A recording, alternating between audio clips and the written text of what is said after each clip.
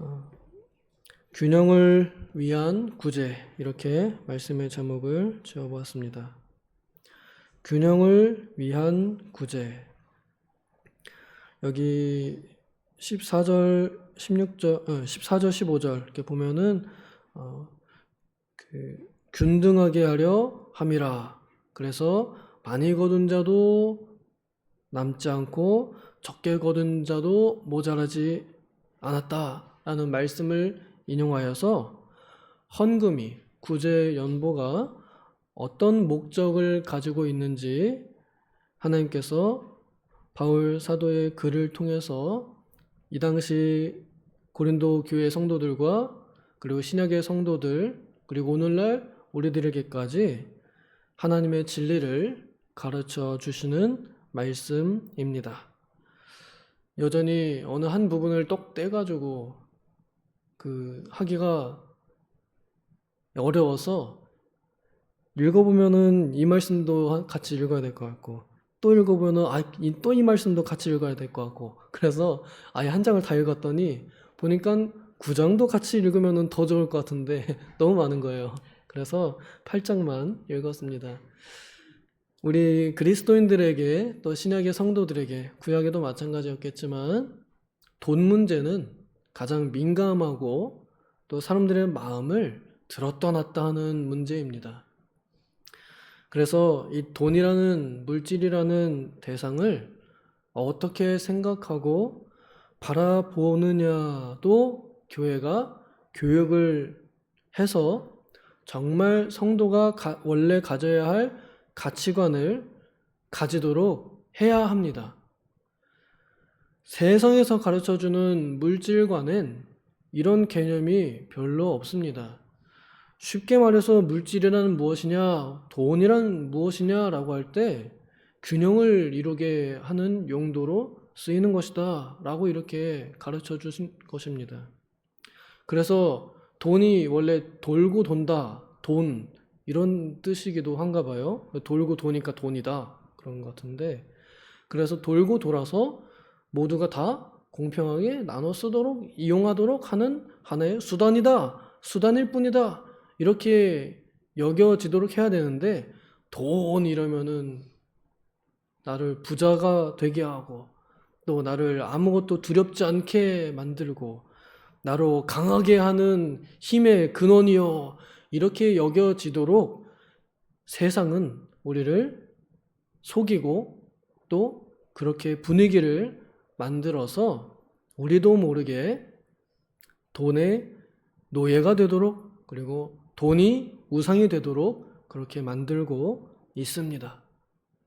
그럼에도 불구하고 세상의 유혹과 풍조에 휩쓸리지 않고 돈을 내 위에 두는 게 아니라 내 발 아래다 두는 사람들이 있어요. 그 사람들이 바로 예수 믿는 사람들이고요. 예수님의 부요함과 가난함에 똑같이 참여하는 사람들입니다. 예수 그리스도의 제자들이요. 예수 그리스도의 십자가를 함께 짊어지는 사람들이지요. 오늘 여기서 나오는 한 예시의 무리는 마게도냐 교회이고 그 다음엔 고린도 교회입니다. 마게도냐 교회가 상황이 좋은 것은 아니었습니다. 그 지역에 복음이 전파되어서 생전 예수님이라고는 알지도 못했던 사람들이 전도를 받아서 예수님을 믿게 되고 보니까 그 지역 사람들의 문화와 너무 다른 거예요. 우상숭배가 그들의 문화였는데 예수님 믿는 사람들은 우상숭배 안 한다 이러니까 어떻게 되겠어요? 사회에서 따돌림을 받게 됩니다. 따돌림을 받게 되니까 장사가 잘 안 되겠죠? 돈 벌기가 쉽지 않습니다. 그래서 이들이 예수님 믿는다는 것 때문에 사회에서 배척당하고 또 이 생활에 큰 어려움이 있게 되었습니다. 그거 아니었으면은 먹고 사는 일에 이렇게 어려운 사람들이 아니었을 텐데 예수님을 믿고 이젠 더 이상 우리는 살아계시는 눈에 보이지 않는 영원하신 하나님 한 분만을 믿기로 맹세하노라, 우리는 그렇게 결의하노라, 우리는 그렇게 각오하였노라 이랬을 때부터 거지가 되었습니다. 그래서 굉장히 생활하기가 힘들었는데 그런데 이들이 힘든 가운데에서 또 힘든 사람들을 생각하게 됐어요. 그래서 정말 구제하는 데에는 힘든 사람들, 그러니까 이미 겪어본 사람들, 공감할 줄 아는 사람들이 더 잘하는 것 같습니다. 부자들이 구제를 많이 할 것 같으면서도 오히려 가난한 사람들이 더 가난한 사람들을 잘 돕는 것 같습니다. 이 마게도니아의 성도들도 그런 마음이 있어서 또 어려움에 있는 교회들을 돕고자 하는 마음이 생겨서 바울 사도에게 구제금, 헌금을 모아가지고 작정해서 주겠다. 또 그렇게 했습니다. 그러니까 이 다른 교회들도 보고서 아니 그렇게 가난한 교회가 그렇게 힘든 사람들이 모아가지고 구제연부를 하다니 그럼 우리도 하자 이렇게 해서 다른 교회들도 하기로 작정했습니다. 그리고 이 고린도 교회도 1년 전에 그럼 우리도 합시다 하고 이렇게 작정을 했어요.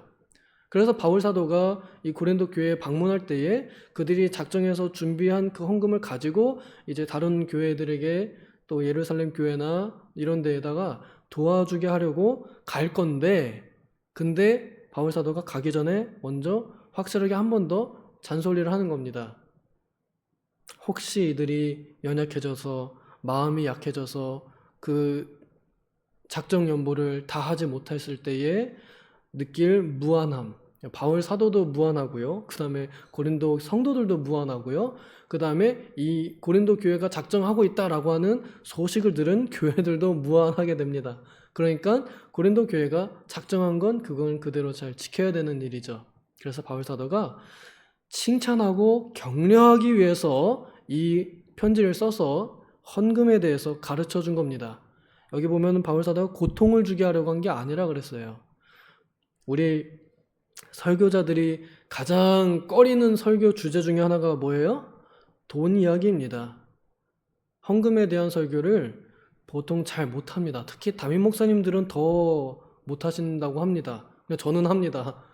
저는 해요. 그래서 저는 못할 게 뭐예요? 성경이 그렇게 말하는데 왜 못합니까? 사람 눈치 보면 안 됩니다. 가르쳐야 됩니다. 그래서 합니다. 성경이 명하는 헌금이 무엇이냐라는 거죠. 그것은 고통을 주게 하려는 것이 아니라 균등하게 하려고 하는 것이다 라는 것을 가르쳐 주는 것입니다. 고린도 교회들에게, 고린도 사람들에게, 또 고린도에 있는 또한 어려운 그 성도들이 아니 우리도 먹고 살 게 없어 힘들어 죽겠는데 왜 바울 목사님 또 헌금 설교하십니까? 이렇게 괴롭게 하려고 하는 말이 아니라 너희들이 잘 마음 먹고 작정했으니 그 약속을 잘 지키면 좋겠구나. 너희들이 하는 이 헌금은 결코 헛되지 않고 결코 가볍지 않고 이것은 은혜다라고 이렇게 가르쳐 주기 위해서 쓰는 것입니다. 오늘날 헌금 설교를 듣는 우리 모든 성도들의 마음가짐이 이래야겠습니다. 또 교회가 돈이 없다 하는구나. 또 부담을 지우려고 하는구나. 맨날 뭐만 하면은 돈 없다고 한다. 이렇게 생각해서 부담 주려고 하는 것이 아니라 은혜에 참여하게 하려고 기회를 주고 알려주는 것이라는 것입니다. 믿음이 좋은 성도들일수록 내가 받을 복이 무엇인지를 구분하고 봅니다. 내가 어디에다가 돈을 써야 더 많은 것으로 하나님께 받겠는가? 이걸 보는 사람들은요, 그냥 돈 쓰지 않아요. 가장 중요한 순간에 가장 좋은 때에 쓰려고 합니다. 하나님께서 보시기에 정말로 나에게 요구하시는 기회가 언제인가? 내가 언제 헌금하는 것이, 또 내가 어떤 헌금을 하는 것이 하나님께서 보시기에 나에게 큰 상급을 주시겠는가? 이렇게 생각해서 어떻게 하면 참여할까를 생각하는 사람들이 진짜 하나님께 받은 은혜를 나도 하나님께 표현하고자 하는 마음을 가진 사람들의 본능입니다. 고마우면 선물하게 돼 있잖아요. 그렇죠? 사랑하면은 당연히 선물하게 돼 있잖아요. 그렇죠? 하나님을 사랑하면 하나님께 당연히 드리고자 하는 마음이 있고요. 성도를 사랑하고 교회를 사랑하면 어떻게 해요? 당연히 주고자 하는 마음이 있고 돕고자 하는 마음이 있습니다. 이게 믿음 좋은 사람들의 본성입니다. 이것을 격려하는 거예요. 고린도 교회 성도들에게. 너희들이 잘못하는 점도 많이 있지만 그래도 잘하는 것도 많이 있다. 그러니까 잘하고자 하는 것들을 잘해라 하고 격려하는 거란 말입니다. 여기에 헌금의 원칙 몇 가지를 우리는 배울 수 있습니다. 5절에 보면요. 5절에 자신을 주께 드리고, 먼저 자신을 주께 드리고 라는 표현이 있습니다. 헌금은 자신을 먼저 주님께 드렸다는 선제적인 표시다라는 말입니다. 우리가 온 몸을 주님께 바칩니다 이렇게 말할 때에 내 온몸을 어디 주님의 재단에 불 사르기 위해서 내어준다거나 이렇게 막 행동하기 전에 먼저 그 증거로 보증수표로 혹은 보증서라는 느낌으로 헌금을 먼저 이렇게 내는 거예요. 그래서 나는 내 전부를 주님께 드렸습니다 라는 표시로 헌금을 하는 거다 라고 이렇게 가르쳐 주는 것입니다. 말로만 믿느라, 말로만 사랑한다 라는 것을 눈에 보이는 것으로 물질로 표현하는 것이란 뜻입니다. 그래서 이 헌금은 마음의 표시입니다. 우리 예수님께서 말씀하신 것처럼 네 보물이 있는 곳에 네 마음도 있다라고 하는 것을 증명하는 거란 거예요. 내 마음은 돈에 있는데 그 돈이 하나님께 가니까 내 마음은 하나님께 있습니다 라는 것을 증명하기 위한 용도로 또 증명하기 위한 방편 중에 하나로 이 헌금을 볼 수 있다라는 것입니다. 그리고 이렇게 하면은 여기 은혜도 풍성하게 라고 되어 있는데요. 이것이 은혜가 된다라는 말입니다. 헌금을 하는 것이 은혜가 된다라는 것입니다. 이것은 참 신기한 일인데 보통 우리는 교회에 가면은 또 예배를 드리기 전에 하나님께서 나에게 주실 은혜를 바라보고 갑니다. 그러니까 내가 받을 걸 바라보고 교회를 가고 내가 받을 걸 기대하고 예배를 드리고 하나님의 말씀, 성경 말씀을 듣는데 그런데 여기서는 내가 드리는 것 자체가 은혜다라고 이렇게 말을 합니다. 드리는 것 자체가 은혜가 된다. 드리는 것 자체가 하나님께 영광이 된다. 그 다음에 나에게 기쁨이 된다라는 것입니다. 드리는 것이 하나님께 영광이 된다는 것은 어느 정도 좀 이해가 될 수 있을 것 같아요. 다윗이 자기가 받은 것을 하나님께 드릴 때 하나님께서 그것을 기쁘게 받으셨다는 것을 알았고 또 인정받았습니다. 그래서 우리가 하나님께 뭔가 드릴 때 그때 하나님께서는 영광을 받으신다는 것을 우리는 알아요. 그런데 그것이 나에게 기쁨이 되느냐? 라는 것에 대해서 우리는 조금 생각해 봐야 됩니다. 헌금하는 것이 기쁨이 되는가? 보통 우리가 헌금하는 거는 차를 타는 사람들은 보통 내가 차를 타니까 차를 이용하니까 이제 차비를 내는 개념으로 차량 연보를 따로 하거나 혹은 내가 교회 건축물을 사용하니까 또 건축 유지 보수하는 데에 건물 유지 보수하는 데에 써야 되니까 그래서 건축 연보를 하거나 하여간 내가 어떤 의무감을 가지고서 이런 부분에는 내가 의무감을 가지고 좀 해야겠다라고 하는 이런 마음, 내가 책임감을 가지고 해야겠다는 그런 마음으로 하는 경우도 있는데 하나님께서 나에게 주신 은혜를 내가 주님께 갚아드릴 때 주시는 그러니까 내가 하나님께 갚아드릴 때 하나님께서 나에게 주시는 그 기쁨이 있습니다. 선물할 때의 기쁜 거 우리 할머님들은 좀 많이 느끼실 것 같아요. 이 명절에 오매불망 기다리던 강아지 같은데 손자, 손주, 손녀, 손자들이 올 때에 주고 싶은 마음으로 들떠 있지 않아요? 그리고 내가 준비한 이 용돈, 세뱃돈이 전달될 때 얘네들이 그걸 받고 기뻐하는 모습을 보면서 나도 흐뭇한, 저는 제가 줘보지 않아가지고 모르겠는데 그럴 것 같아요. 혹시 아니신가요? 그래서 누군가가 내가 주는 선물을 받고 기뻐하는 그 모습이 나에게 기쁨이 되는 그런 마음입니다. 내가 하나님과 성도를 위하여 어려운 중에도 헌금했을 때 그것을 받는 성도들과 또 다른 교회들과 그 다음에 그것을 받으시는 하나님께서 기뻐하시는 그 모습을 보면서 또한 나도 기쁨을 얻는 거예요. 그러니까 내가 손해본다고 생각하는 게 아니라 기쁨을 얻는다라고 이렇게 생각할 수 있다는 것입니다. 그리고 8절에는 사랑의 진실함을 나타내는 용도로 쓰인다 하는 것입니다. 헌금은 사랑의 증표입니다. 하나님께 대한 사랑의 증표이며 그 다음에 그 헌금이 흘러가서 분명히 누군가에게 쓰일 거잖아요. 구제비는 어려운 사람들에게 쓰일 거잖아요. 그 어려운 대상을 사랑한다 하는 증거가 바로 그 목적 헌금의 의미다라는 말입니다.